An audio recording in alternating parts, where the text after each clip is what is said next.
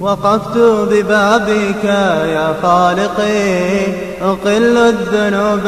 على عاتقي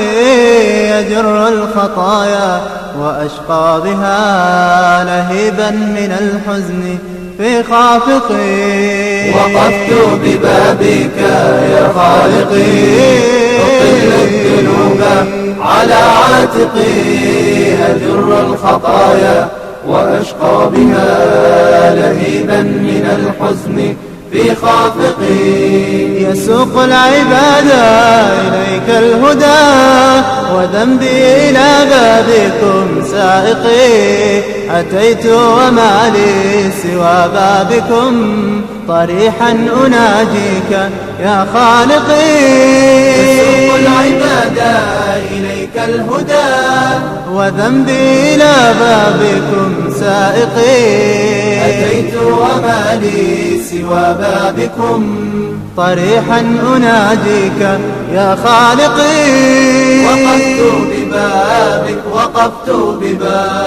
وقفت ببابك يا خالقي. يا خالقي. العالمين والعاقبة للمتقين ولا عدوان إلا على الظالمين، وأشهد أن لا إله إلا الله ولي الصالحين، وأشهد أن محمدا عبده ورسوله. walaalyaal muxaadarada labaad iyo maalintii ugu dambeysay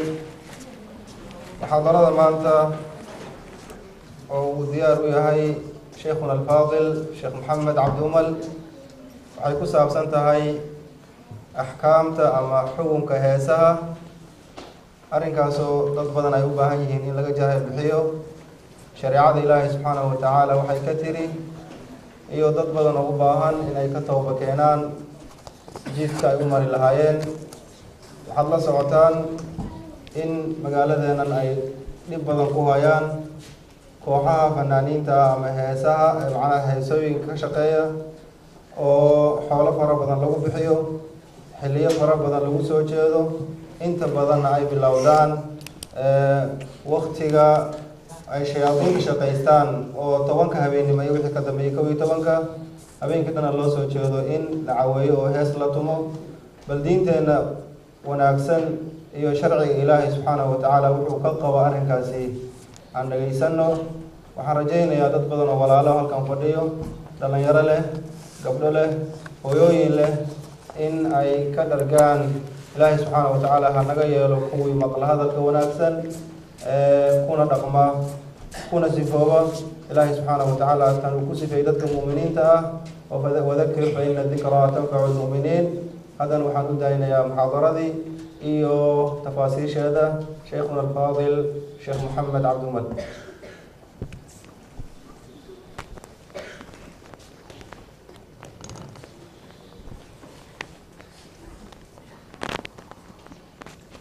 بسم الله الرحمن الرحيم.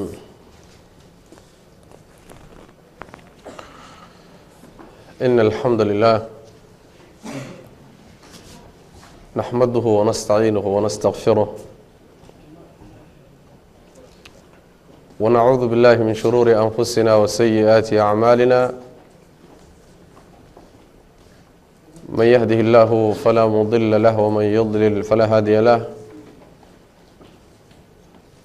وأشهد أن لا إله إلا الله وحده لا شريك له. وأشهد أن محمدا عبده ورسوله. يا أيها الذين آمنوا اتقوا الله حق تقاته ولا تموتن إلا وأنتم مسلمون. يا أيها الناس اتقوا ربكم الذي خلقكم من نفس واحدة وخلق منها زوجها وبث منهما رجالا كثيرا ونساء واتقوا الله الذي تساءلون به والأرحام إن الله كان عليكم رقيبا.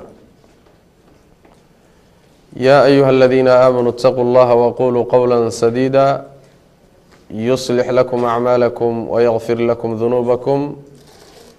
ومن يطع الله ورسوله فقد فاز فوزا عظيما. أما بعد فإن أصدق الحديث كلام الله وخير الهدي هدي محمد صلى الله عليه وسلم وشر الأمور محدثاتها وكل محدثة بدعة وكل بدعة ضلالة وكل ضلالة في النار. معاشر الإخوة والأخوات، الله سبحانه وتعالى waxyaalaha uu ina siiyey inoogu nicmeeyey waxaa ka mid ah xubnaha jidhka. xubnahana waxaa ka mid ah xubinka aan u isticmaalo maqalka. xubnahaas oo uu maqalku ka mid yahay, ilaahay subxaana wa tacaala wuxuu inoo siiyey in aynu u isticmaalo wixii ilaahay raalli ka yahay subxaana wa tacaala. wixii ilaahay subxaana wa tacaala inoo baneeyey mubaaxaadka ah, wixii ilaahay dikrigiisa subxaana wa tacaala ee alle inoo dhoweynaya, inaynu ka ilaalino allihii xubinkan ku siiyey subxaana wa tacaala wixii ka cadhaysiinaya. alle qur-aanka subxaana wa tacaala wuxuu ku sheegay, waxa uu yihi wallahu akhrajakum min butuuni ummahaatikum laa taclamuuna shayئa wajacala lakum الsamca wاlabsaara wاlafئida lacalakum tashkuruun. alle subxaana wa tacaala wuxuu idinka soo saaray uurka hooyadiin idinkoon waxba garanaynin. kadibna alla wuxuu idin yeelay oo idin siiyey maqalka, aragga, qalbiyada. maxaa la idin siiyey? lacalakum tashkuruuna, si aada u shukridaan. inaad shukridaan. shukrigu muxuu noqon karaa? wuxuu noqon karaa xubnahaas allihii ku siiyey subxaana wa tacaala horta inaad u ictiraafto oo aad tidhaahdo abuu-u laka binicmatika calaya, ilaa waxaan qiray oon ogolahay inay tahay xubnahaasi nicmo aada isiisay. marka labaad, inay qalbigaaga ku weyn tahay xubnahaas ilaahay ku siiye subxaana wa tacaala, adiga cid aan ahayna oo badan oo khalqiga ka midana laga qadiyey. marka saddexaad, inaad carabka ka shukrido oo tidhaahdo alxamdu lilaah, ilaahay baa mahad iska leh, allihii xubnahayga iyo lixdeedii lixaad ii dhammaystiray, xubnahan qaaligaana i siiyey. waa inaad u mahad celiso oo afka uga mahad celiso. marka afraad, xubnahan waa inaad u isticmaasho wax ilaahay raalli ka yahay subxaana wa tacaala, ood ka ilaaliso wax ilaahay subxaana wa tacaala ka cadhaysiinaya. maxaa yeelay waa gardaro, waana khalad, waana dulmi wey. alla subxaana wa tacaala intuu xubnahan ina siiyo inaynu isaga ku caasino, oo isagii ina siiyey inaynu u isticmaalno xubnihii inaynu kaga cadhaysiino. allah subxaana wa tacaala marka wuxuu leeya waxaa laydiin siiyey lacalakum tashkuruuna, inaad shukridaan daraaddeed. inaad shukridaan baa laydiin siiyey. xubnaha marka waxaa ka mid a xubinka maqalka oo runtii muhim ah. maqalka waxaa la doonayaa dhegtaadu waxay maqlayso, waxaad dhegaysanayso, inuu noqdo wax diintaada wax taraya, aakhiradaada wax ku biirinaya, adduunyadaada wax taraya. laakiin wax aakhiradaadii gubaya, ilaahay kaa fogeynaya, sabab kuugu noqon kara inaad khasaarto, inaadan u isticmaalin maqalka oo aadan maqlin, dhegaysanin, aad ka fogeyso dhegtaada. maxaa yeelay dhegtu waxay ka mid tahay xubnaha khaladka ay galaan ilaahay agtiisa ay ka qoran tahay subxaana wa tacaala. waxyaalaha marka aan loo ogolayn in la dhegaysto waxaa ka mid a, shareecadeennu ay meel cad saartay, heesaha ka mid a. waxaa ka mid a muusiga yaa ka mid ah. muusiga ayaa ka mid ah. waxaa ka mid a wax kasta oo ilaahay subxaana wa tacaala uusan raalli ka ahayn. waxaa ka mid a dadka xantooda inaad dhegaysato. waxaa ka mid a inaad dad haasaawaya oo aan ogolayn haasaawahooda in la dhagaysto inaad dhagta ku xaddo wax kastoo ilaahay uusan raalli ka ahayn subxaana wa tacaala inay dhegtaasi dhegaysato inaad dhegaysiisaay waa xaaraam dhibaato weyn bayna geysanaysa dhibkana marka ugu horeysa meeshuu ku dhacayo waa qalbiga leanna xubnahan hadday dhagaha yihiin indhaha jidhka intiisa kale iyo taabashada waxay wax u gudbiyaan qalbigay wax u gudbiyaan wixii dareen ay qaataan markaaba waa leeb ku dhacaya way qalbigu ku dhacaya haddii marka wax xun uu yahay waxay ishu gudbinayso ama dhagtu waxay gudbinayso qalbigii ayay saameyn ku yeelanaysaa qalbigii baa wasakhoobaya qalbigu hadduu wasakhoobana waa meesha xubinka bini aadamka xubnihiisa kale oo dhan xarunta u ah hadduu isagu wasakhoobo ruuxii waa wasakhoobay hadduu qalbigu hagaagsan yahayna ruuxii waa hagaagsan yahay waxaana ku tusaya xadiidkii nabigeena sal lay waslam xadiidkii nucmaan ibnu bashiir ee uu nabigu yuri sal lay wasalam alaa wa ina fi ljasadi mudqatan idaa salaxat salaxa aljasadu kulluh waidaa fasadat fasada aljasadu kulluhu alaa wahiya alqalbu buu nabi uri sal lay waslam bini aadamka laabtiisa waxaa ku jira cad yaroo hilib ah cadkaa yarka hilibka hadduu hagaago xubnihii kalena waa hagaagaya noloshii ruuxna waa hagaagaysa cadkaa yarkaa hadduu hallaabo fasaadana xubnihiina waa fasaadayaan noloshii ruuxna waa fasaadaysa cadkaa yarkaa nabigu wuxuu uhi sal lay wasalam waa qalbiga buu rasuulku uhi sal lay wasalam qalbiga yaa wax u gudbiya dhegtaa u gudbisa ishaa u gudbisa taabashadaa u gudbisa qalbiga waxa wax u gudbiyay waa xubnahan duleela ee jidhku uu wax ka qaato wey sidaas daraaddeed xubnaha haddaan la ilaalinin qalbigii waa hallaabaya waana wasakhoobaya hadduu qalbigu wasakhoobana noloshu waa hallaabaysa waa fasaadaysa allah subxaana wa tacaala qur-aanka ayuu ku tilmaamay marka waxyaalaha qalabkan lagu ciyaaro iyo heesaha in aynan bannaanayn qur-aanku alla ku sheegay subxana wa tacaala nebi maxamedna salawaatu rabbi wasalaamu caleyh axaadiistiisuu ku sheegay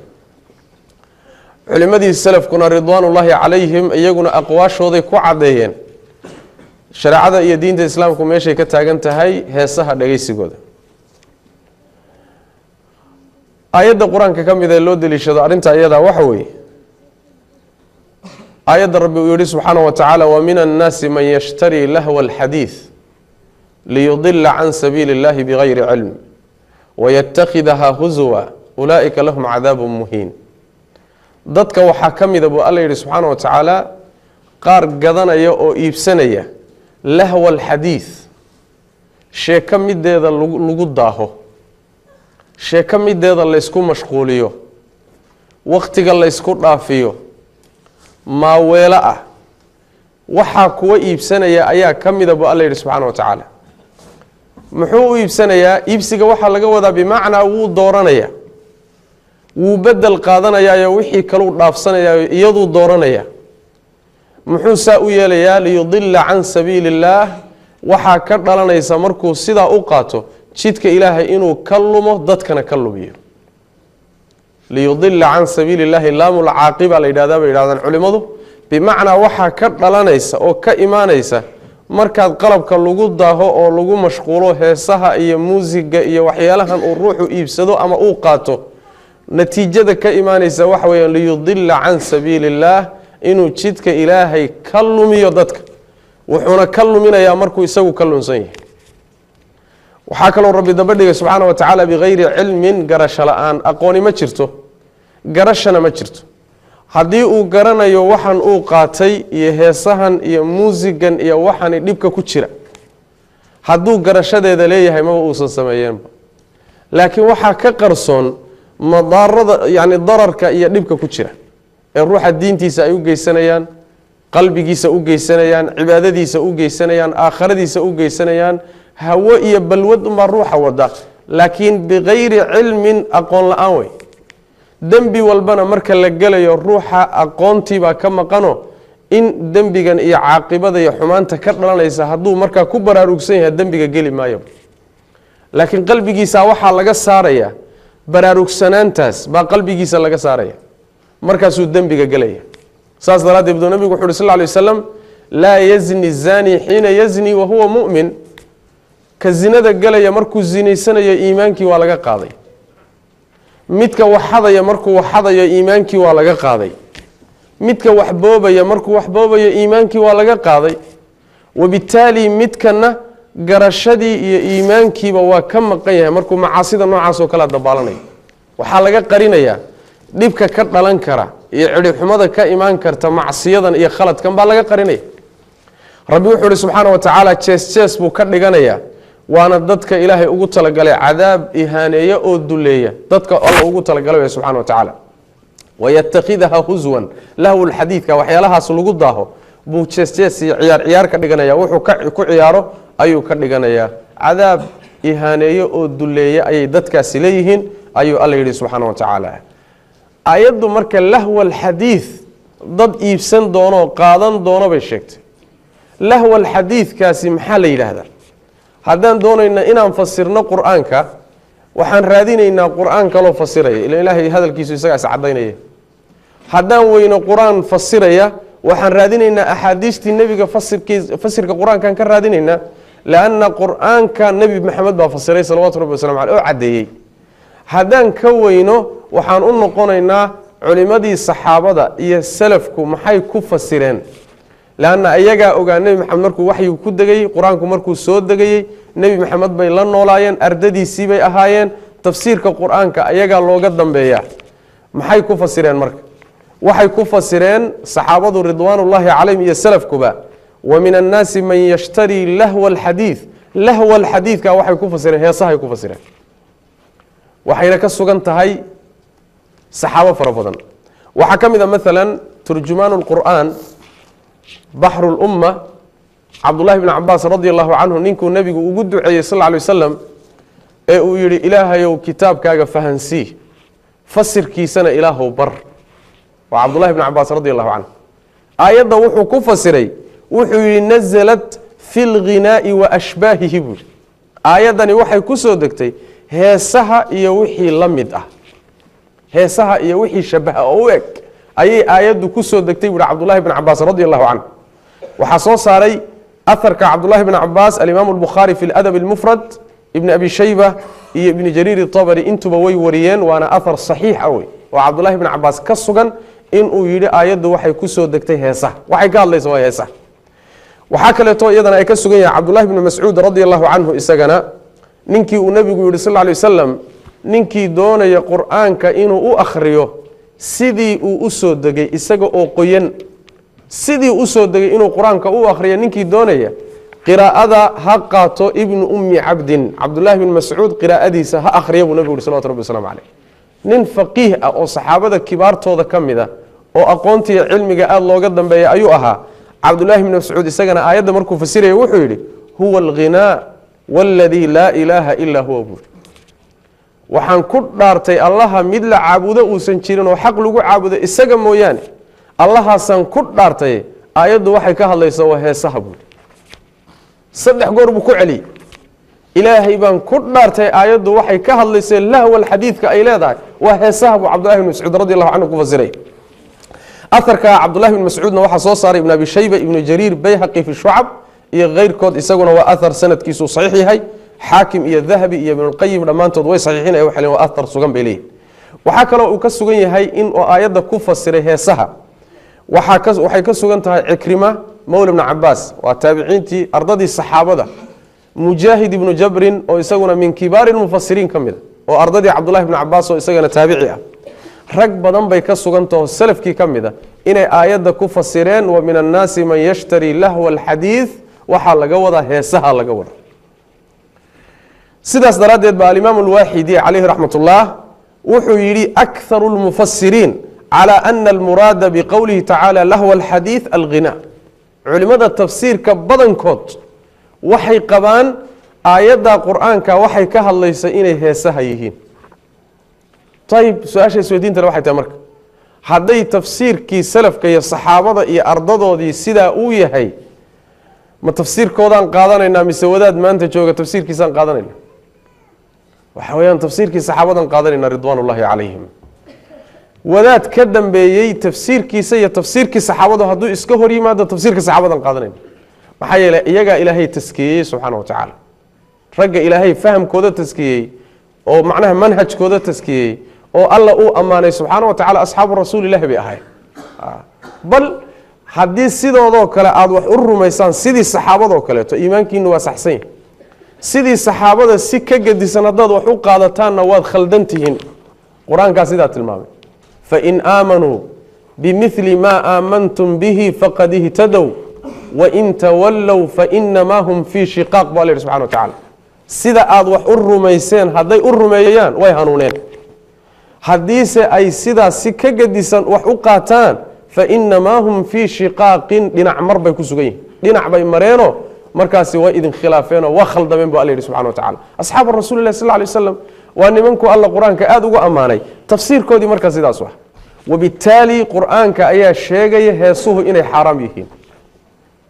هيسوه إني حرام يهين قرآن كأي عبري أو عدي أحاديث النبي صلى الله عليه وسلم مركز نقول نمام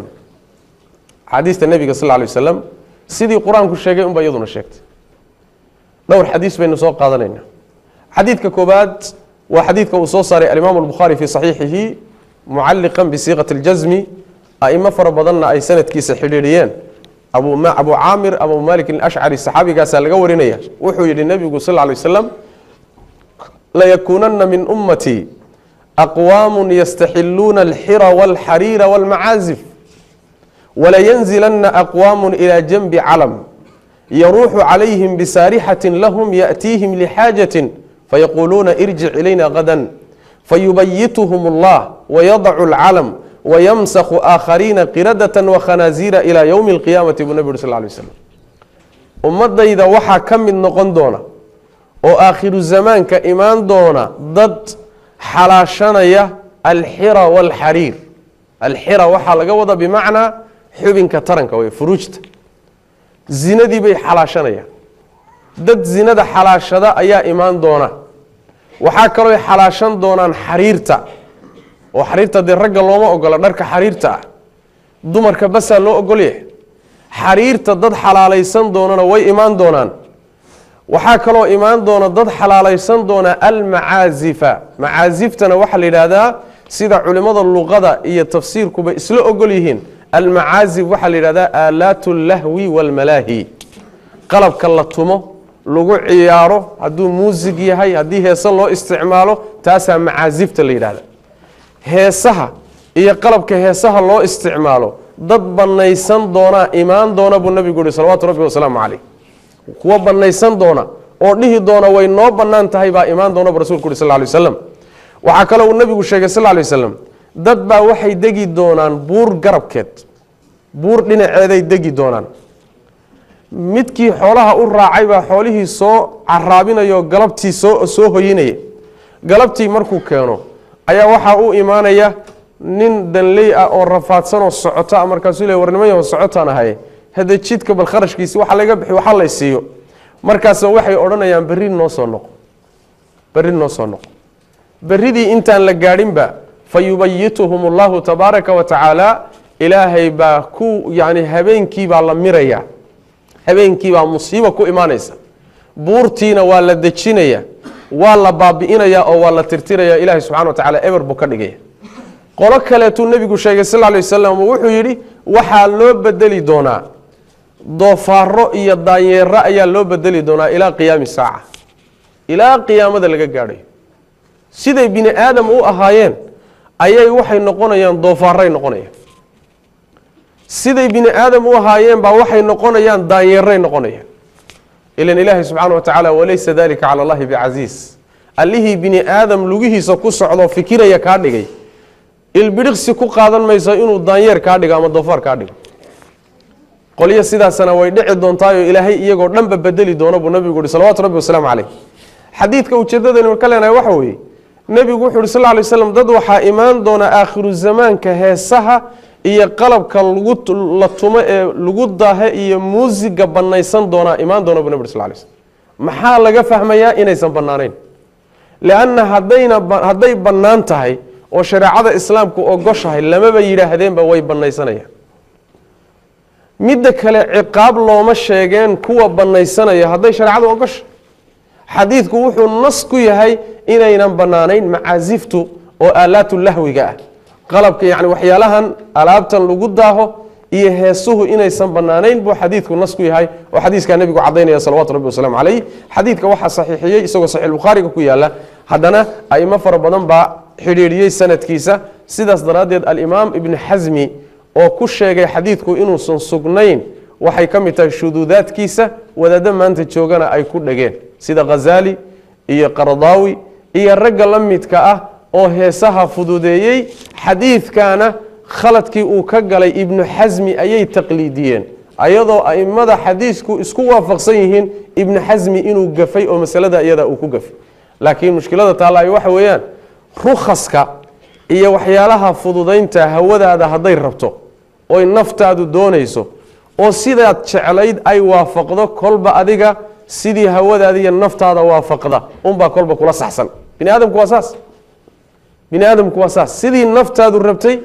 balwadaada ahayd shahwadaada ahayd, kolba hadalkii u yara dhow iyo wadaadkii u yara dhow ayaa mar walba aad jeceshahayo ra'yigaaga iyo macnaha wax weeyaan sida macnaha wax fiican aad ku tirinaysaa macnaha. xadiiskaasi marka waa xadiiska koobaad ee nebigu uu ku cadeeyey salawaatu rabbi wasalaamu calayh inay heesuhu xaaraan yihiin. xadiiska labaadi waxa weeye waa xadiidka anas ibnu maalik laga warinayo. rasuulku wuxu uhi sal lla alay wasalam sawtaani malcuunaani fi dunya waalaakhira. laba sawt ama laba dhawaq oo dhegtu maqasho la dhagaystaayey adduuniya aakharaba waa lacnadan yihiin buu nabigu uhi salawatu rabbi wasalaamu calayh. waa labadee? mizmaarun cinda nicma buu nabi uhi sal lla alay wasalam. mizmaarun cinda nicma wa rannatun cinda musiiba. yacni waxa weeyaan mizmaarka waxaa la yidhaahdaa waa waxyaalaha la garaaco, ama kamanada ha noqdeen ama macnaha waxa weeye durbaanadan macnaha bixinaya codkan caadigahan ha noqdeen. yani waxa weeyaan sawdka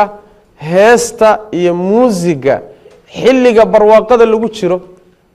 mar uu addoonku barwaaqaysan yahay oo ladan yaho ilaahay u nicmeeyey,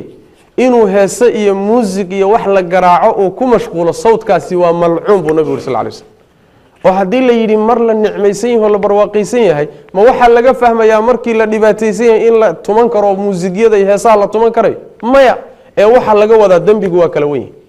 waxayna u badan tahay markii durbaan la garaacayo oo muusig la tumayo oo muxuu ahaa kaman la garaacayo oo la heesayo, oo waxay u badan tahay dad dheregsan oo barwaaqaysan waay. saas macnaa nicmadii la rabay ilaahi subxana wa tacala alxamdulilah in la yidhahdo baa lagu kibrayaa, markaasaa dhawaaqiya waxaa loo baxayaa waxaan loo baahnayn baa loo baxaya. waa sida maalan reebaadiyaho reebaadiyuhu saasay ahaan jireen. reebaadiyaha markii abaaruhu jiraan wax isu yimaada iyo wax dhaanteeyo ma jiraan, laakiin markay roobabku da-aan oo la barwaaqoobo oo xooluhu u dhalaan oo caano ay helaan oo markaasaa gabdhaha iyo wiilashu isu imaanayaan oo dhaanto la camiranaya, dhaanta la tumaya. marka waxa weeye waa yani taa nabigu tilmaamay sal lay waslam mizmaarun cinda nicma. barwaaqa markay timaado ilaahay wax ku siiyo oo yani kuu barwaaqeeyo, inaad barwaaqadii alxamdulilah dhihi weydo eed la aado inaad heese iyo muusig tumato, midaasi waa lacnad buu nabigu salawatu rabbi wasalaamu caleyh ku sheegay. midda labaadna waxa weeye rannatun cinda musiiba, waa baroor ama oohin markii musiiba ay dhacdo. markay musiiba kugu dhacdo inaad baroorato, inaad oydo, inaad dhawaaqdo, inaad marada jeexjeexdo, inaad jidhkaaga dildilaaciso, inaad isdisho khatar isgeliso, midaana waa malcuuna buu nabigu yihi salawatu rabbi wasalaamu caleyh. lacnad buu ku sheegay. limaada? lianna markay musiiba timaadana waxaa la doonayaa in la sabro, markii ay nicma timaadana waxaa la doonayaa in la shukriyo. siduu nabigeenu sheegay salawatu rabbi wasalaamu caleyh, cajaban liamri lmu'min ina amrahu kulahu lahu khayr. ruuxa muminka arinkiisu waa cajiib, wax lala yaabo wey. arinkiisao dhan waa wada khayr buu nabigu uri sal lay waslam. in asaabathu saraa shakara fakana khayran lah, wain asaabathu daraa sabra fakana khayran lahu buu nabig uri sal lay waslam. yani waxa weyaan hadday wax uu jecel yahay iyo nicmo iyo barwaaqo hadduu helo waa shukrinaya, markaasay khayr u noqonaysaa buu nabig uri sal lay waslam. haddii ay musiibo ku timaado oo dhibaata ku dhacdana waa shukrinaya, markaas waxaan ujeedaa waa sabraya, markaasay khayr u noqonaysaa buu nabigu uri salawatu rabbi wasalaamu caleyh. marka laakiin markay musiiba kugu timaadana in adkaysi lagaa waayo, markay nicma kuu timaadood nicmo heshiyo barwaaqo heshana inaad kibirtood ciyaarto ood boodboodo oo ilaahay aad macsiye ka gasho oo hees iyo muusig aad ku foofto iyo dhaanto aad ku foofto, markaasi waxa weeyaan waxay khilaafsan tahay tilmaanta ilaahay dadka mu'miniinta ugu sheegay. xadiidka waxaa soo saaray alimaamu albazaar fi musnadihi, abu bakr ashaafici fi rubaaciyaat, الضياء المقدسي isagana في الأحاديث المختارة waana xadiid sugan wey. الإمام المنذري iyo haythami labaduba waxay leeyihiin rijaaluhu ثiqaat. sheekh الألباني calيه رaxmat ullahi xadiidka mutaabacaadkiisa iyo shawaahidda ayuu ku saxiixiyey. xadiidka kale waxa weeyaan oo isla xadiidka ku dhow xadiidka cabdiraxmaan ibni cawf oo isagana marfuuca wuxuu yidhi inii lam unha can اlbukaa, nabigaa odhanaya sal lla alay wasalam inii lam unha can اlbukaa, oohinta la iima diidin. oohinta waxaa laga wadaa markay musiiba kugu timaado inay ishaadu ilmayso laysuma diidin. ishu inay ilmayso mushkila male, lakin maxaa la diidan yahay? dhawaaqa la diidan yahay, hoogayay ba-ayay isku shubayay kala shubayay waxna la diidan yahay. inaad baroorataa la diidan yahay, laakiin inay ishaada ilma ka timaado ood murugtaay waa iska dabiici wey, taasi mushkilo male. saas daraaddeed nebiga salawaatu rabbi wasalaamu caleyh gabadh ilmihii awowga u ahaa ee gabadhiisa zaynab ay dhashay oo geeridii hayso markii loo keeno dhabta uu nebigu saaray sal alay slam, nebigu waa ishayn waaye markaasuu ilmeeyey. ilmihii oo macnaha waxa weeyaan naftu hayso oo naftu ku noqnoqonayso oo rafaadsan buu nebigu arkay sal alay slam oo naftu silcinayso, markaasuu nebigu ishayn waaye markaasuu ilmeeyey. saxaabada nin ka midoo la jooga wuxuu yidhi, saxaabo la joogtay nin ka mid ah wuxuu yidhi, oo rasuul ilaahay oo adiga oohinta noo diiday adiguna waad ilmaynaysaa see wax u jiraan? markaasuu nebigu wuxuu yidhi sal alay wasalam alqalbu yaxzan waalcaynu tadmac walaa naqulu ila ma yurdii rabbana. ishu way ilmayn buu nebigu yidhi sal alay wasalam, qalbiguna waa murgaya, laakiin afkanaga iyo adinkanaga midna ka soo bixi maayo waxaan ilaahay raalli ka ahayn subxana wa tacaala. marka wuxuu nebigu yidhi sal alay wasalam inii lam unha can ilbukaa, ishu inay ilmayso la iima diidin buu nebigu sal alay wasalam, walaakinii nuhiitu can sawtayni axmaqayni faajirayn buu nebigu sal alay wasalam, waxaase alla ii diiday oo rabbigay iga reebay buu nebigu sal alay wasalam laba dhawaq ama laba sawt oo doqomo ah oo faajirayn oo dembiilayaal ah. waa laba dhawaqoo labaduba doqomo yihiin, nacasiin ah, yacni saaxibka ruuxa ku dhawaaqaya nacas waxba kala garanaya, fujuur iyo dembina xambaarsan. maxay yihiin labadaas sawt? sawtun cinda nicmatin, barwaaqo markii la helo dhawaaq iyo sawt oo muxuu yahay markaasi? lahwun wa lacibun wa mazaamiiru shaytaan buu nabig sal lay slm, daahid wax lagu daaho, maaweelo lagu ciyaaro iyo durbaan shaydaan. wa mazaamiiru shaytaan, durbaanada shaytaanka. yani mazaamiirta waxa waa jamcu mizmaar, waa kan soo marnay, waa qalabkan la tumo oo dhan, qalabkan la garaaco ee macnaha waxa weye heesaha lagu yani waxa weeyaan lagu koosaaro ama iidaanka looga dhigo, sawdka baxayo oo dhan ayaa waxaa la yidhahdaa mizmaar la yidhahda. nebigu wuxuu ku sheegay sal lla alay waslam inay hawl shaydaan tahay salawaatu rabbi wasalaamu caleyh. sawdka labaadna wuxuu nebigu waa sawtun cinda musiibatin latmu wujuuhin wa shaqu juyuubin warannatu shaytaan. waxa weeyaan markay musiiba timaado dhawaaqa baxaya iyo qaylada baxaysa oo abaroorta macnaha wejigoo la dharbaaxo, oo dadka qaar baa wejiyada iska dharbaaxa markay musiibo ku dhacdo, qaar baa timaha intay qabtaan bay iska googooyaan, qaar baa intay dharkii qaataan bay dharkii iska jarjaraan. marka waxa weeye latmu wujuuhin wa shaqu juyuub, marada inta la qabto meeshan kuleetiga in la jexjexo iyadoo dhanba la googooyo, iyo warannatu shaytaanin, iyo shaydaan dhawaaqii buu nabi yidhi sal lla alay wasalam. shaydaan dhawaaqii waxaa laga wadaa islaanta barooranaysa, ruuxa ooyaya, hoogayo ba-ayay ku haya, waa rannatu shaytaan. labadaa dhawaaqba nabigu wuxuu yihi sal lla alay wasalam waa layga reebay waana la ii diiday buu rasuulku lehy salawatu rabbi wasalaamu caleyh. xadiiskaa waxaa soo saaray alimaam alxaakim, bayhaqi ibni abidunya fi dami lmalaahi, ajuri fi taxriimi nardi, bagawi fi sharxi sunna, aطayaalisi fi musnadihi. aimo fara badan baa soo saartay, waana xadiis duruqdiisa marka laysu geeyo isaguna sugan wey. axaadiista nebigu sal lla alay wasalam heesaha uu ku diiday waxaa ka mid a xadiidka cabdullahi bni camr bni caas. xadiidka cabdullahi bni camr bni caas wuxuu rasuulku yihi salawaatu rabbi wasalaamu calayh, ina allaha caza wajalla xarama alkhamra wاlmaysira wاlkuubata wاlgubayra'a wa kulu muskirin xaraam buu nabi yuri sal lay slm. alla wuxuu xarimay oo uu diiday khamrada. rabbi wuxuu idinka xarimay khamrada, wuxuu idinka xarimay khamaarka wuxuu idinka xarimay alkuubata kuubada waxaa la yidhaahdaa waa qalabkan la garaaco oo tabliga imaamu axmed iyo sidai ku fasirayaan tabliga waa qalabkan la tumo ee la ciyaaro ee heesaha lagu lamaaniyo ayaa la yidhaahdaa taana ilaahay waa idinka xarimay waxaa kaloo idinka xarimay walgubayraa gubayrada waxaa la yidhahdaa waa khamro laga sameeyo baashan la yidhahda badarka yani waxa weeyaan segada yaryarta ah khamro laga sameeyo khaasaba waxaa la yidhahda algubayraa nabigu wuxuu yhi sal ly waslam wa kullu muskirin xaraam shay kasta oo wax sarqaamiyana waa xaaraan buu nabigu yhi salawatu rabbi waslamu caleyh xadiisku marka wuxuu nas ku yahay wuxuu isku daray khamradii khamaarkii heesihii iyo qalabkii muusiga iyo khamrada nooc ka mida intaasuu nabigu isku lamaaniyey salawaatu rabbi wasalaamu caleyh intaasaa la isku daray marka nas bay ku tahay xadiisku waana ku cadyahay inuu nabigu yuri sal lay wasalam rabbi waa xarimay heesaha waa xarimay muusiga waa diiday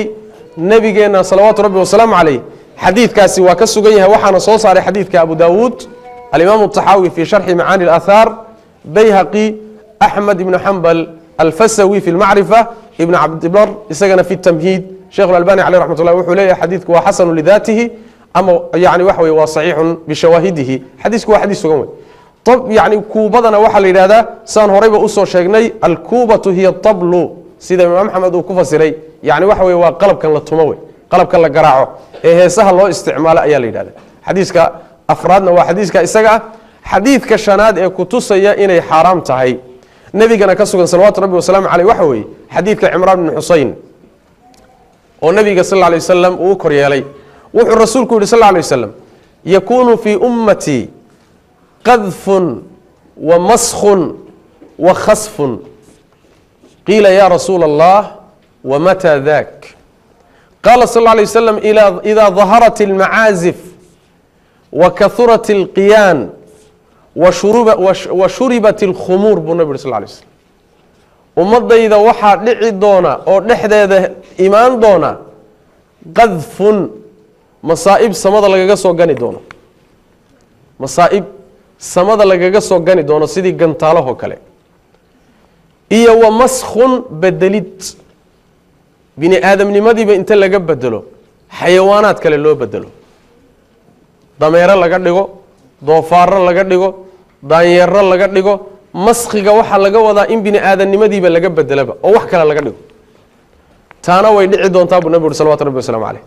waxaa kaloo dhici doona wa khasfun dhulgooyo in dhulka laysla jaro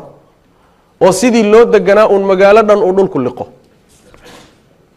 ruuxiio iska socdo meeshuu ku socday ay la go'do arrimahaasaa imaan doono ummadayda dhexeeda imaan doona buu nabi uri sal lay wasalam waxaa la yidhi rasuul ilaahayow goormay imaan doonaanoo arrimahaasi ay dhici doonaan waaba arrimo la yaab leh gantaalo samada laysaga soo garaaci doono dhulkoo laysla goyn doono dad la bedeli doono bini aadamnimadoodiiba la rogi doono goormay dhici doonaan baa la yidhi markaasaa nebigu wuxu uhi sal lla alay wasalam idaa daharat almacaazif markay muuqdaan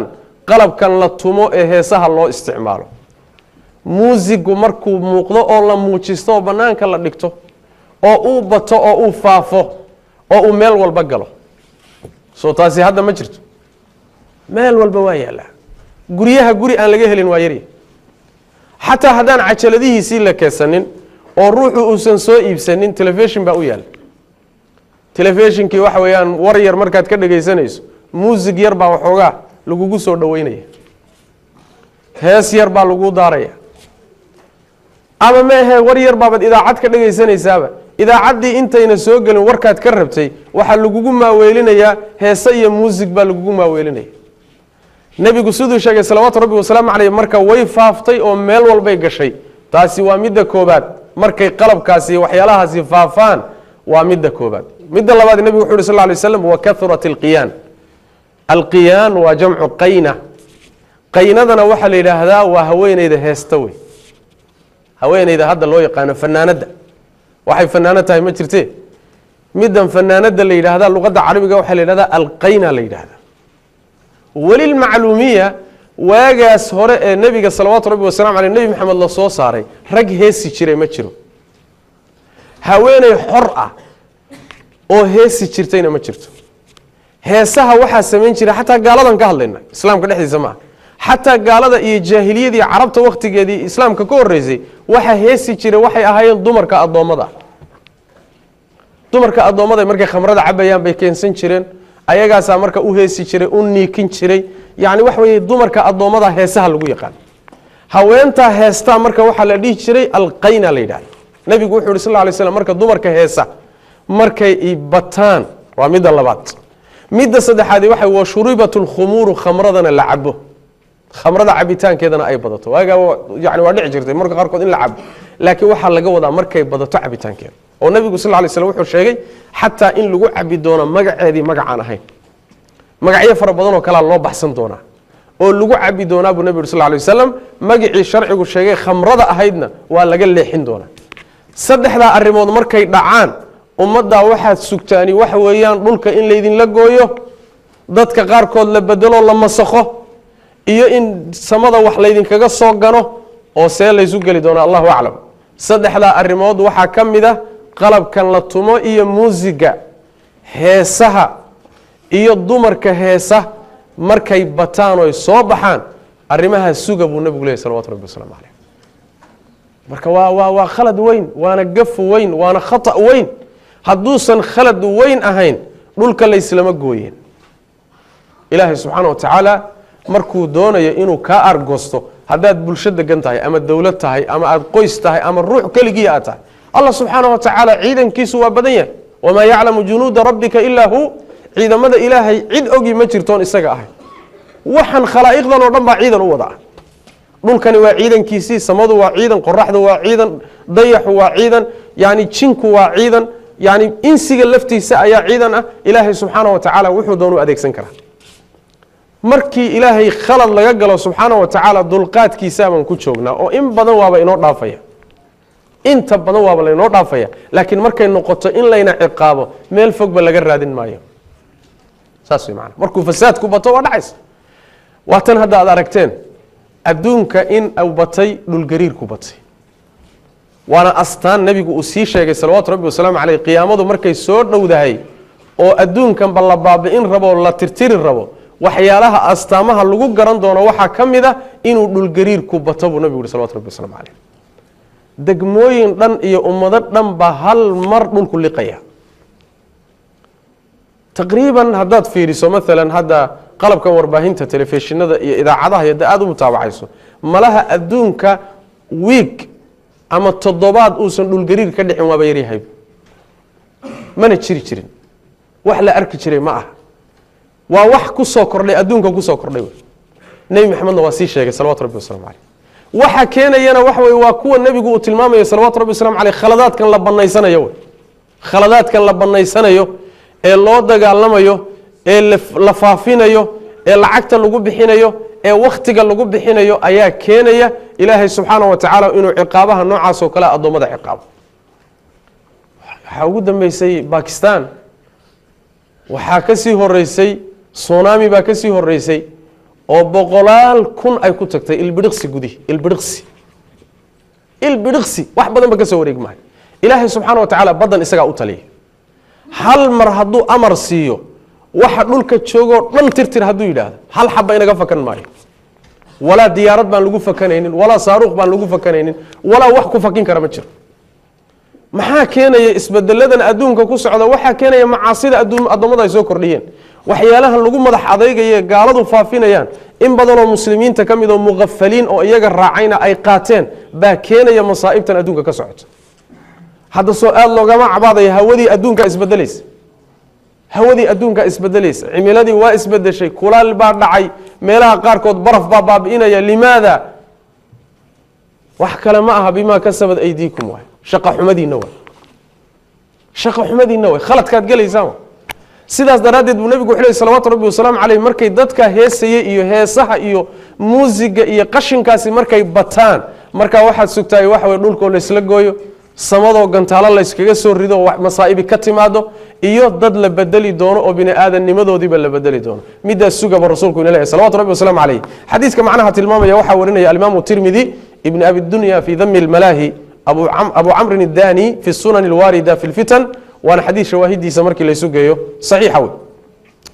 dabaraani iyo awsadka wuxuu ku soo saaray bayhaqina fi shucab uu ku soo saaray min xadiidi anas kadalika xadiis macnaha ka hore macnihiisa isku dhow yihiin oo nabigu wuxuu sallallahu alayhi wasallam idha istahallat ummati sittan fa alayhim ad-damar bu nabigu sallallahu alayhi wasallam lix shay markay ummadaydu banaysato oo lagu dhiirado oo loo arko inay bannaan tahay ummadayda korkeeda halaag ba ahaaday bu nabigu sallallahu alayhi wasallam lixda shay maxay yihiin ka koobaadi waxa weeye idha dhahara fihim at-tala'un dhexdooda markay muuqato soo baxdo islacnadida in la iscaayo la islacnado la isaflagaadeeyo midaasi markay muuqato waa midda koobaad wey lixdii midda hore wey talabaadi waxa weeye wa sharibul khumur khamradana ay cabaan oo khamrada cabitaankeeda la badsado ta saddexaadi waxa weeye wa labisul alxariir xariirta xidhashadeedana raggu ay badsadaan oo raggu xidhaan wattakhadul qiyaan dumarka heesana ay samaystaanoo heesuhu ay dhexdooda ku faafaan iyo dadka heesa rag iyo dumarba ta kaleetana waxa weye waktafa arijaalu birijaal wاnnisaau binnisa bu nabi sal lay slm ragguna ay ragga ku kaaftoomaan dumarkuna ay dumarka ku kaaftoomaan maxaa laga wadaa waa markay ragguna iyagu isguursadaan guur meesha ma yaale ay macnaha waxa weeye uun wax iska raadsadaan dumarkuna ayagu wax iska raadsadaan oo labadii jinsi la kala maarmaba haweenkiina ayagaa wada degan raggiina ayagaa wada degan xaaladaasi markay timaado arrimaha iyaga ummadayda halaag baa ku dhacay buu nabigu yidhi salawaatu rabbi wasalaamu caleyh intuba soo hadda ma jiraan intuba waa jiraan intuba waa masaa'ibta ina haysato wa walow ay kala yar yihiin oo qaarba qaarka kale ay ka yar yihiin haddana waa masaa'ib guud oo adduunka o dhan haysata oo gaal iyo muslimba saaqday wey gaal iyo muslimba saaqday in yaroo ilahay u naxariistay maayo subxaana wa tacaala xadiidkaas isagana kii hore ayuu ku macno dhow yahay isku macno dhow yahay xadiidka kaleete arrintaasi tilmaamaya waxa weeye waa xadiidka fi saxiixi muslim ku soo arooray oo nabigu sal alay wasalam waxaan ilaha wuxuu ku soo arooray cinda axmed wa abi daawuud axmed iyo abi daawuud baa wariyey oo nabigu wuxuu yihi sal alay wasalam ibni aadamka ruux walbo ibni aadamka ka mid a qaybtii zinada uu ku lahaa korkiisa waa lagu qoray ruux walba qayb buu zinada ku leeyahay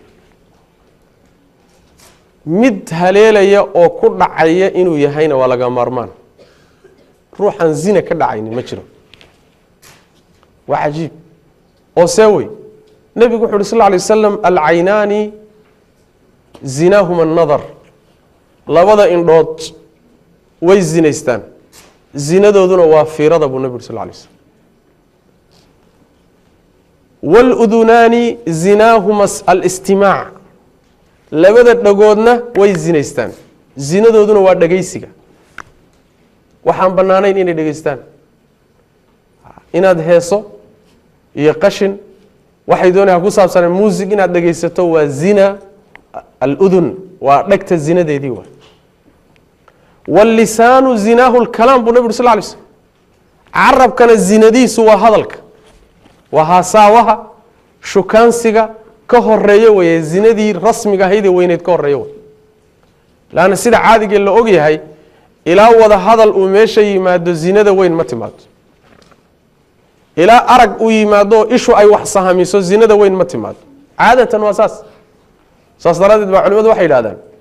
yani markay sheegayaan tartiibka ay u dhacdo faaxishadu u dhacdo walciyaadu billaah markay tilmaamayaan waxay yidhahdaan nadratun faibtisaamatun fakalaamun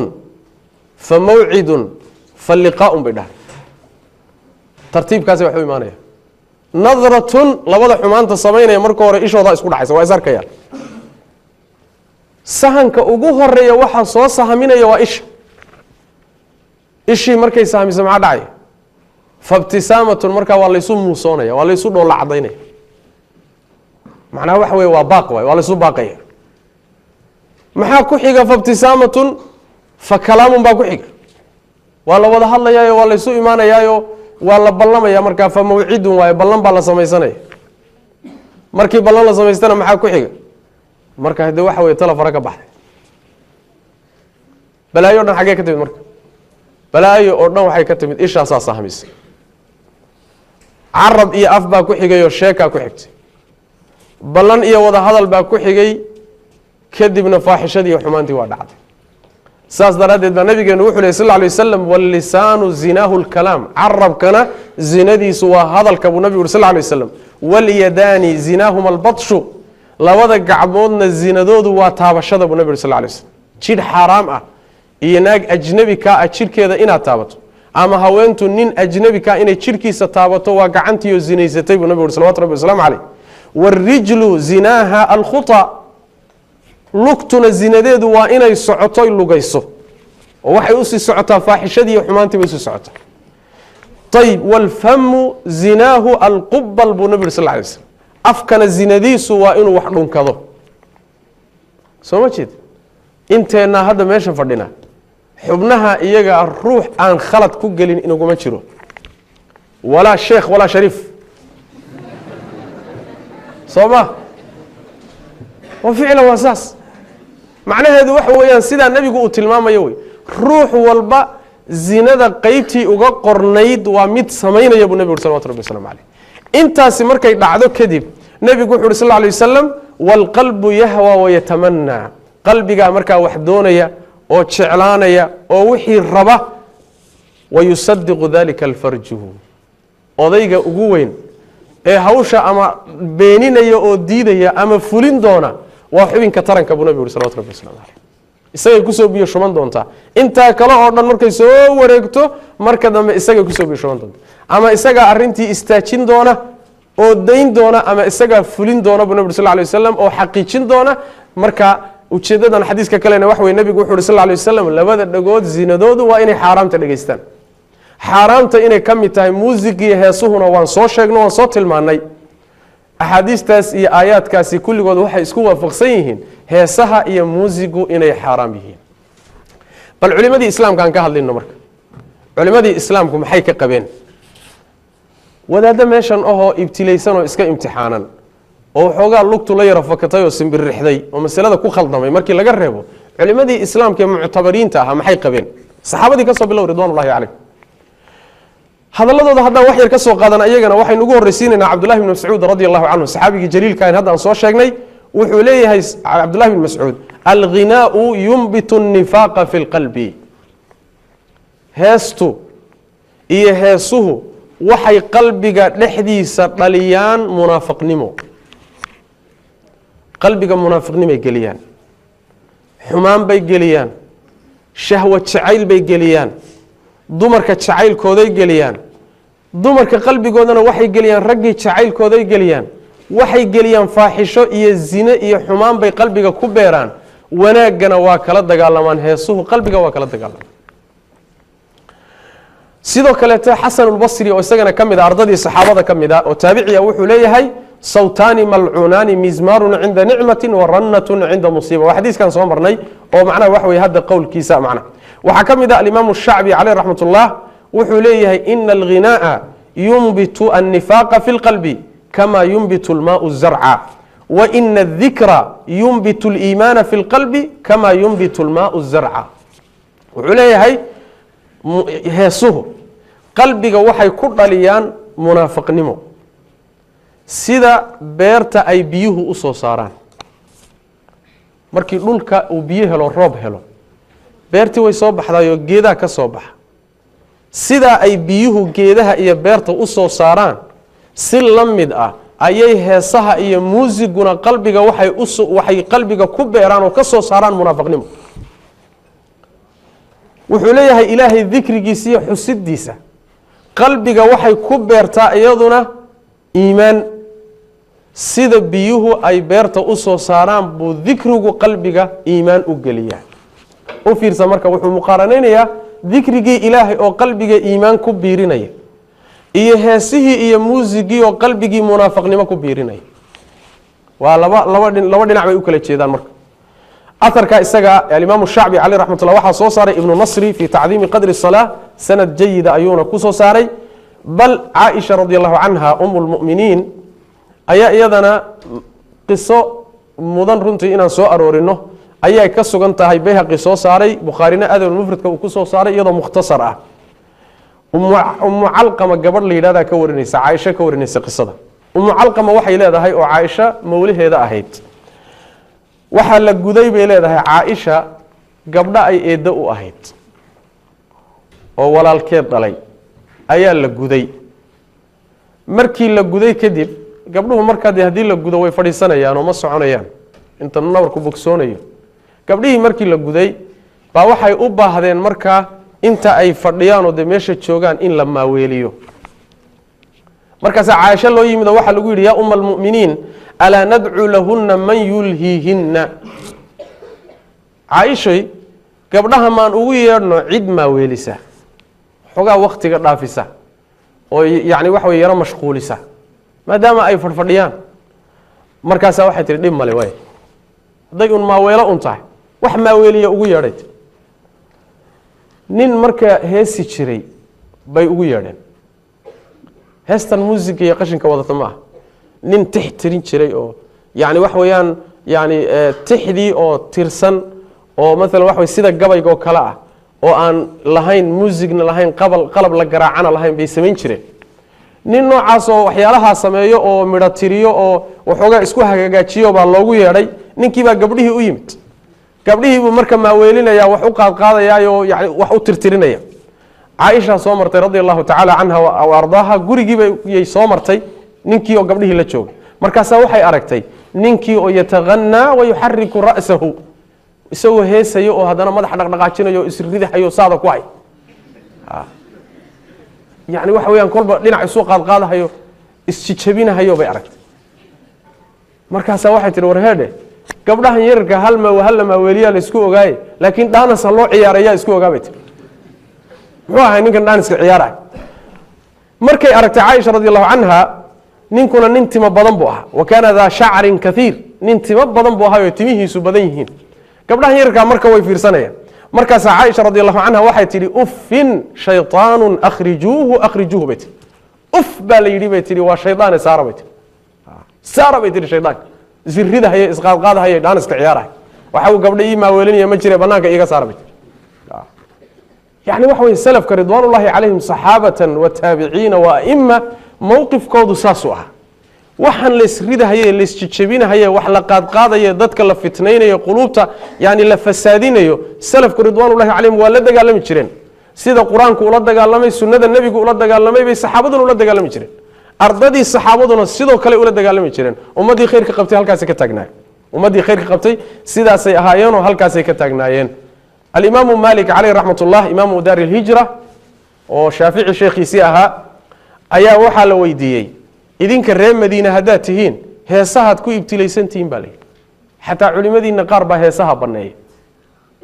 مركز وحر الإمام مالك عليه رحمة الله إنما يفعله عندنا الفساق هي صهد وحا سمية أكتر نظر ضدك الدين لأنت إلهي لا عادي سيجيتكي سكبح إيه فاسقين فعلا واساس إلى يومنا هذا كوة هيسا إيه دادك هيساها لغيستاي ودادك فسقك إيه حمانتا أقول واشبادون دين إيه خير نكفك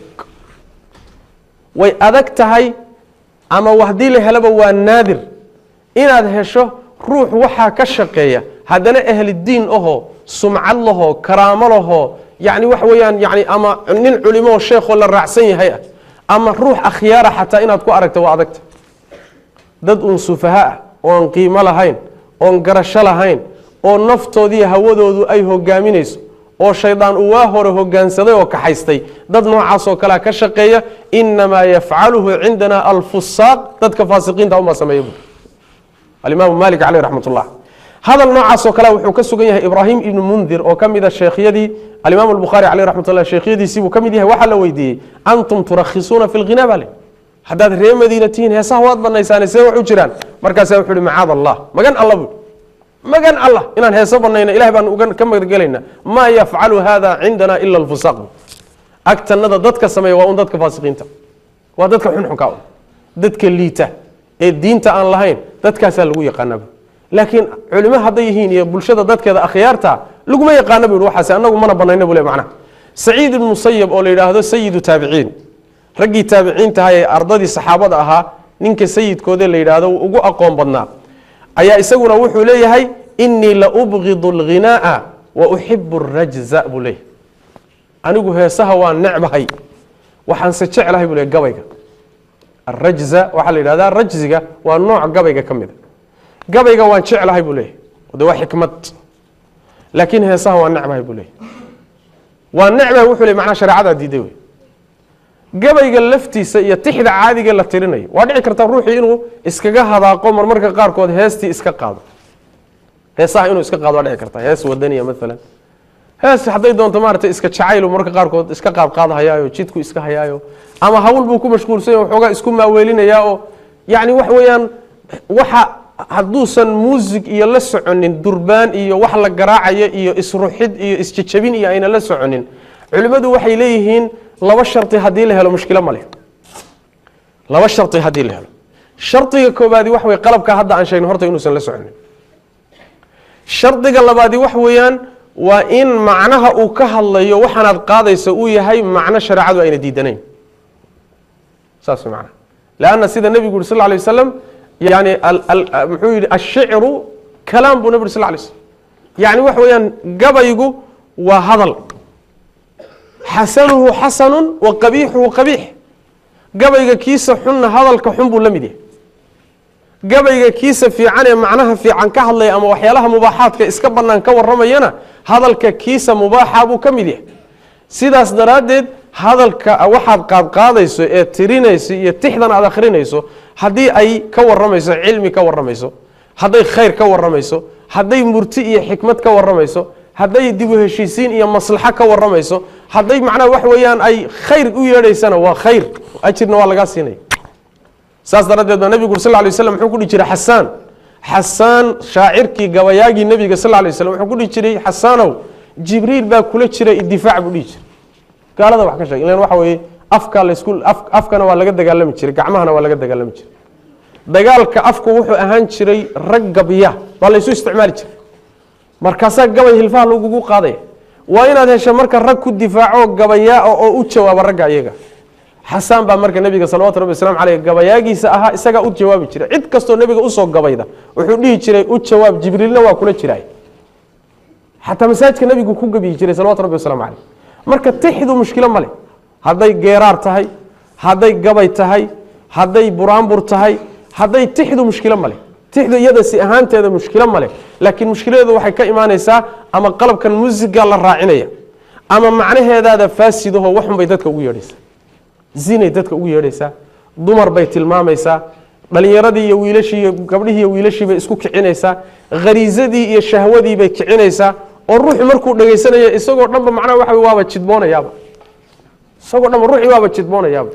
limaada laanna waxa weeyaan hadalkan ayaa wuxuu kicinaya shahwadii kicinaya waxyaalaha noocaas oo kale hadday xambaarsan tahay ama muusig ha wadato ama aysan wadanin lama qaadi karayo mana banaana marka macnaha sidaas wey marka yacni waxa uu leeyahay gabayga mushkilo ma leh tixda la qaadayana mushkilo ma leh laakiin heesta maya buu leeyahay macnaha alimaamu tabari caleyh raxmatullahi garanaysaan imaamkii tafsiirka imaamu lmufasiriin isagana wuxuu leeyahay qad ajmaca culamaau lamsaar calaa karaahiyati alghinaa walmanci minhu culimada wadamada muslimiinta ee kala gedisan joogta waxay isku waafaqeen qarnigii saddexaad buu ahaa culimada wadamada islaamka kala jooga waxay isku waafaqeen buu leeyahay heesta karaahaysigeeda iyo inayna shareecadu ogolayn oo dadka laga reebo saasay culimada islaamku isku waafaqeen warkaasaa wuxuu yihi wainamaa faaraqa aljamacata ibraahim ibnu sacd wa cubaydullahi alcambari labadaa nin baa culimadii garab maray oo masalada ku garab maray waman faaraqa aljamacata maata miitatan jaahiliya bu ninkii ummaddu meeshay u badnayd iyo khayrkii ay yani isku waafaqsanayd garab mara oo jid fallaaga a jeexda jid gooniya isagu jeexda oo masaa'il shaada la yimaada buu ihi hadduu dhinto dhimashadiisu waa dhimasho jaahiliya buu xadiis nabiga sal lla lay slam macnaha kutusaya ayaa jira laakiin ujeedadiisu hadda waxa weeye labadaa nin culimadii bay garab mareen oo masalada halkaasaa la isku waafaqay saxaabadii ilaa taabiciintii halkaasaa la mariyey alimaam ibnu jawzi caleyh raxmat ullah isagana wuxuu leeyahay fahada qowlu culamaai shaaficiyati wa ahli tadayuni minhum culimadii shaaficiyada iyo intoodii diinta lahayd waxay qabaan inay heesuhu xaaraam yihiin wainamaa rakhasa fi dalika min mutaakhiriihim man qala cilmuhu wagalabahu hawaa culimadii shaaficiyada rag dambe oo ka mida ayaa waxay banneeyeen heesaha ragga heesaha banneeyeyna wuxuu leeyahay waa man qalla cilmuhu wagalabahu hawaa rag aqoontooda diineedna ay yar tahay isla markaana ay u dheertahay hawadiisa iyo naftiisa oo ka tambadato ka qaalib noqoto rag noocaasa baneeyay oo haddana dib ka yimid buu leeyahay ee wax hore ma ahayn markaasaa wuxuu yihi asxaabtanada uu ka wado bimacnaa wax weeyaan xanaabilada asxaabtanadu waxay leeyihiin buu leeyahay laa tuqbalu shahaadatu lmugani wاlraqaas buu heesaaga markhaati ma galo midka isagana isrido isjijabiyo oo muganiga waxaan leeyahay raqaaska waa midka dhaaniska ciyaaro wa midkaasina markhaati ma galo buu ruuxan markhaati gelin yuu waa faasiq sooma waa faasiq waa fasaqa buu leeyahay macna culimadu waxay qabaan inay fasaqa yihiin markhaatina ayna gelin yani waxa weeye diintooduna hadday diin lahayiin diintooda ay daciif tahay maxaa yeelay xaaraan bay muujisteen hadday ducaad yihiin oy dadka xumaanta ugu yeedhayaan oo markaa ayba yihiinba dadkii kuwo iyagu dadka u yeedha waa kuwan heesa guruubyadooda tiimamkooda kala gedisan hadday yihiin ismiga iyo dembigu intaa waa ka weyn waxa laga hadlayay inta qur-aanka iyo axaadiista iyo culimmadu ay ka hadlayaan waa ruux heesta dhegaysanaya laakiin kii daaciga ahaa ee sharka dadka ugu yeedhayay ee meelaha u kireynayay ee wadamada ku wareegayay ee tiimamka iyo kooxaha u samaysanayay ee lacagtooda ku uruursanayay ee diintoodii fasaadinaya gubayay kaasi isagu waxa weeyaan ducaatun calaa abwaabi jahannama waay waa ducaad iridda jahannamo taagan ciddii yeeshana way ku ridayaan ciddii yeesho warkooda iyo dhawaaqooda yeeshana waa ku ridayaan ducaatun calaa abwaabi jahannama way liannahu dacwatun ilaa fisqin wa ilaa fujuur wa sidaas daraaddeed ruuxa muslimka ee allah yaqaana subxaana wa tacaala diintiisana ilaashanaya waxaa loo baahanya waxyaalaha noocaas oo kale inuu ka fogaado shuduudaadka culimmada qaarkoodna inaan la cuskanin baa haboon masaladan oo kale marka la marayo nusuusteedu saa u caddahay oo culimmadii islaamku halkaa ka istaageen wadaad hebel baa yidhi inaad daliil ka dhigato ama diin ka dhigato maaha qaradaawi baa yidhi oo qaradaawi man huwa qaradaawi aslan qaradaawi fii muqaabili kitaabi اllahi wa sunati الnabiy wa ijmaaci الsalaf intaa markii uu noqdo inuu khilaafsan yahay qowluhu laysa bishay bal kayru اlqardaawi hadduu kitaabka ilahi iyo sunada nebiga uu khilaafo qowluhu laysa bishay limaada lianna kullu yu'khadu min qowlihi wayuradu ila rasuulu lahi sal lay slm qaacidadu waa saa ruux walba hadalkiisa waxna waa la diidaa wixii saxsanna waa laga qaataa wixii khaldanna waa laga tagaa ilaa nebi maxamed mooye salawatu rabbi waslamu caleyh cidda hadalkiisu uusan qaybsamin oo dhammaantii in la wada qaata ay laazim tahay waa nebi maxamed salawatu rabbi waslamu caleyh wixii nebi maxamed ka soo hadhay cilmigiisu intuu dooni ha gaadhsiisanaado aqoontuu dooni ha yeesho sidii dooni caan ha u ahaado hadalkiisa wax la qaatana waa leeyahy wax laga tagana waa leeyahy qaradaawi hadaladiisa in laga tago oo la tuuro mudan isagiiyo ghazaali iyo ragga la midka ah waxaa ka mid a heesuu waa bannaan yihin limaada liannahu mukhaalifun lidilaalati اlkitaab wa sunati الnabiyi sal lla lay wasalam wa ijmaaci الsalafi ridwaan ullahi calayhim hadal muctabara marka ma ah laakiin ninkii isagu doonaya yani waxa weeyaan inuu hawadiisa iyo shahwadiisa banaysto xululaysi waayi maayo xululaysi mataqaana xululaysi meel inuu meelaha muska ah wax ka raaraadiyo waayi maayo waxaad soo ogaataan waxaa la yidhaahdaan ciddii man jamaca shawaada alcilmi faqad jamaca shara kullahu cilmiga midkiisa shaadka ee fallaagada ah ninkii uruuriya oo diin ka dhigtaay shar oo dhan buu ururiyey waman tatabaca arukhasa faqad tazandaq sheekh walba meeshuu ku fudud yahay uu ninkii uruursada madhab walba meeshuu ku fudud yahay ka qaata meeshuu is yidhaahdo waa adag tahayna ka leexda kaasi waxa weeye zindiiq iyo diin la-aan baa ku dhacday oo diintii waa ka tegay saas way macnaha madhabka shaaficiga hilibka geela lagama weysaysto bas iyagaa fudud qolada xanafiyada waxoogaa maaragtay haddayna khamradii aada usii khamroobin oo nabiidkii waa la iska cabi karaa qola kaleeto wuxuu ku leeyahay sheekh baa wuxuu qabaa haweenta haddaad guur ka rabto inaad iyadoo dhan ba qaawin karto kaasaa saxsan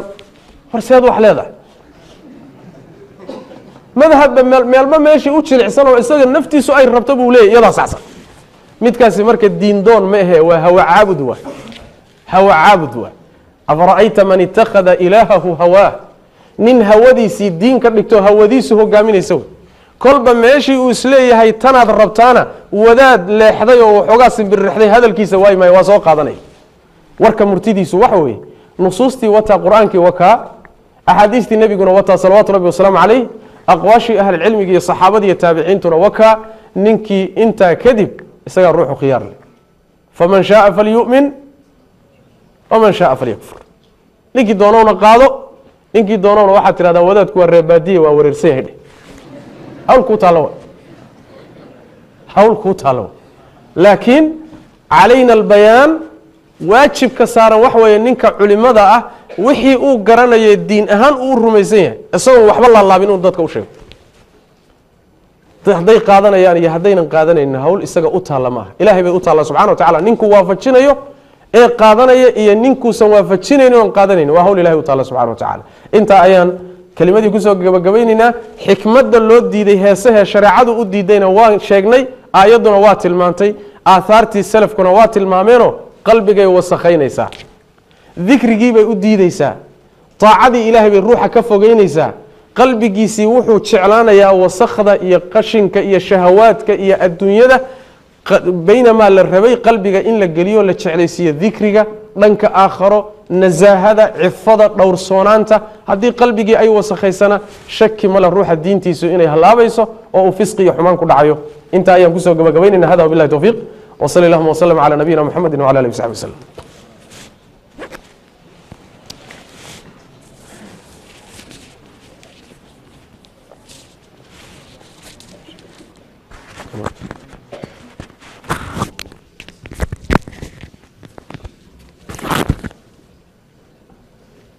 جزاك الله خيرا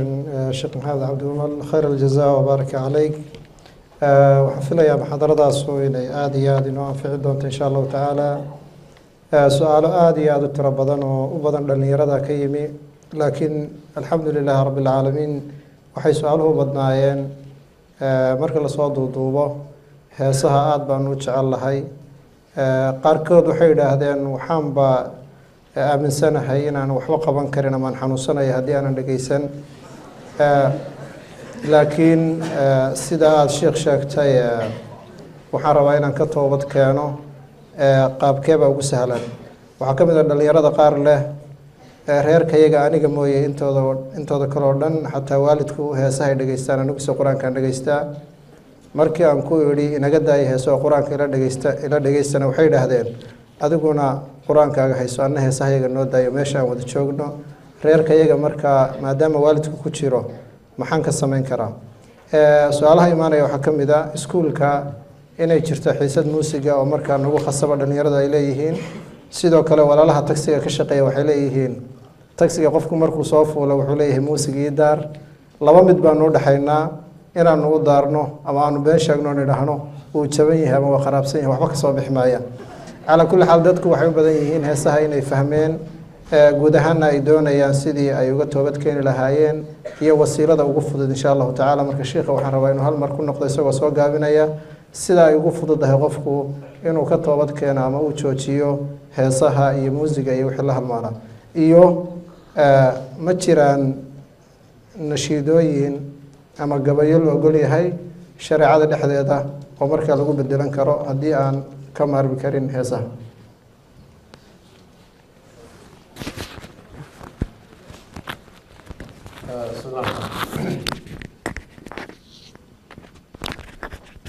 heesaha waan jeclahay oo waxaan rumaysanahay inaan warka qaarkood aan iska badayn karin oo waan jiranayaa oo warkaan hadda sheegayni ma aduguna qur-aankaaga wado anaguna heesahan wadanayna waa warkan hadda sheegahay bimacnaa waxa weeyaan hees iyo qur-aan baa isku meel imaan waaye aan isku darsanno ma la dhihi waayo ya aduguna yani qur-aankaaga yani waxa weeyaan wax naga sii annaguna heesaha aan wax kaa siino maxay odhan waayeen qoyska wada nool sababtu waxa weeye heestii iyo qur-aankii baan isqaban karin yaa imaa ruuxu inuu heesaha u go-o yaa imaa inuu ruuxu qur-aanka u go-o sidaas daraaddeed baa waxaa xaqiiqa ah qalbi heesaha macaansanaya inuusan qur-aanka ilaahay macaansanayn bal idinku tijaabiya soomaalida waxay dhahan geel laba jir soo wada mariya heesa waa la soo wada maray inta heesay kuu dhadhamayso muusig kuu dhadhamayo qur-aanku kuu dhadhami maayo markaad hees iyo music iska joojiso qur-aankana isku mashquuliso qur-aankaa dhadhansanaysa isagii baa dhadhankiisa imaanaya ama waan jeclahay oo iskama goyn karo macaasida oo dhan marka la laasimo oo ruuxu u bato waqti uu wado macaasidu marka dambe waxay ku noqonaysaa qalbigiisa shay uu la qabsaday inuu ka go-anay adagta laakiin waan jeclahay oo kama maarmi karo miyay u tahay daliil u tahay inay bannaan tahay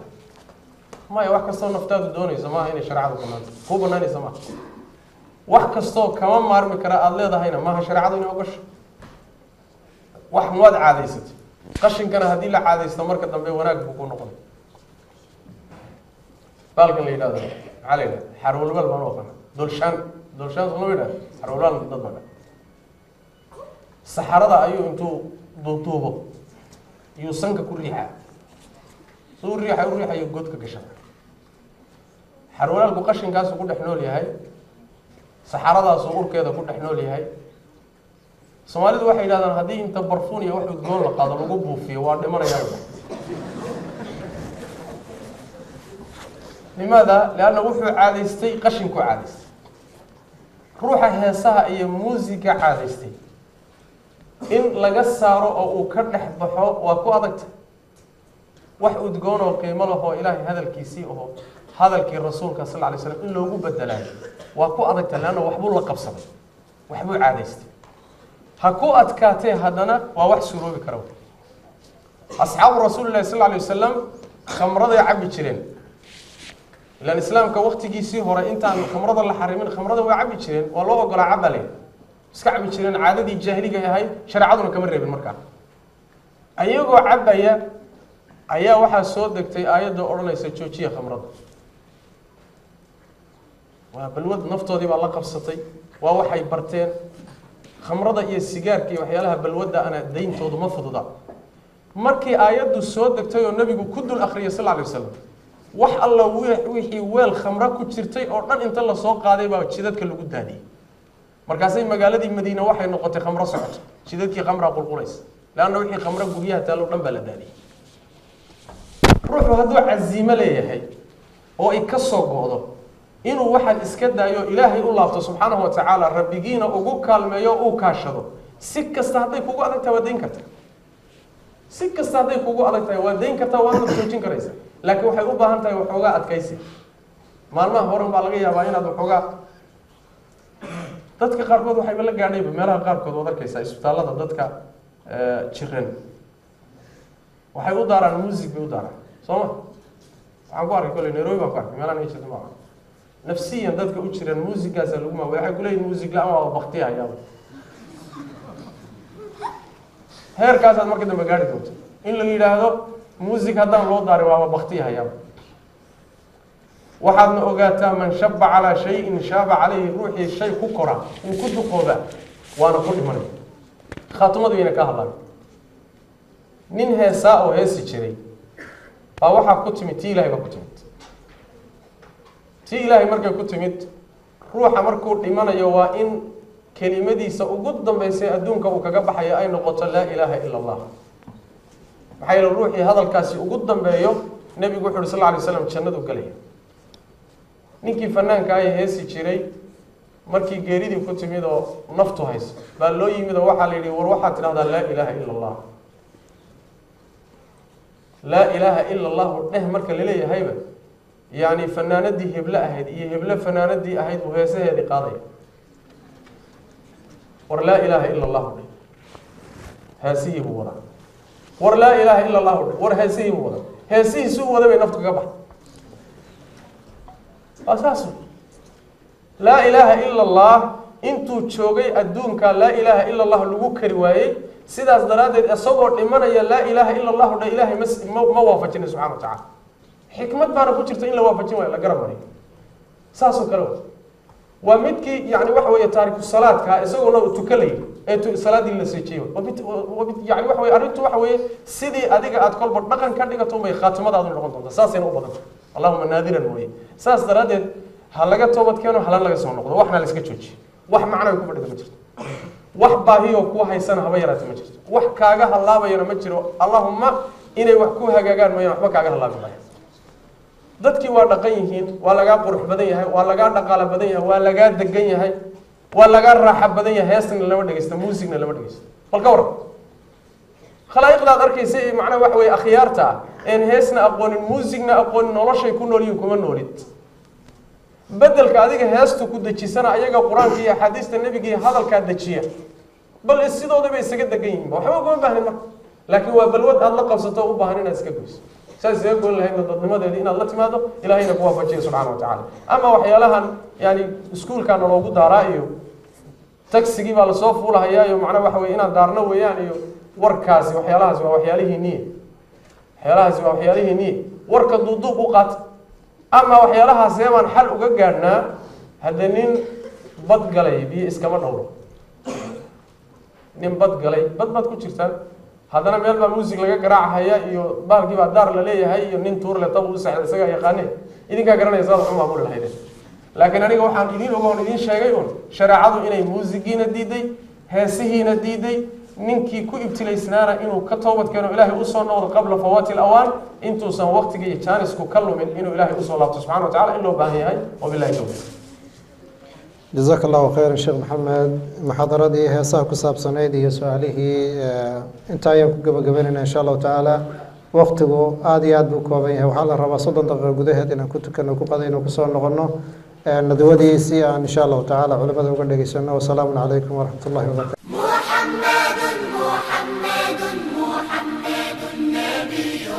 محمد نبينا وأمه آمنة. محمد نبينا وأمه آمنة. وأبوه عبد الله مات امرأة. وأبوه عبد الله مات امرأة. فقد أتى يتيما وجده رباه. محمد نبينا. محمد نبينا وأمه آمنة. محمد نبينا وأمه آمنة. وأبوه عبد الله مات امرأة. وأبوه عبد الله مات امرأة. فقد أتى يتيما وجده رباه. أخذته مرضعة كان اسمها حليمة، وقد رأت معه صفته الكريمة. أخذته مرضعة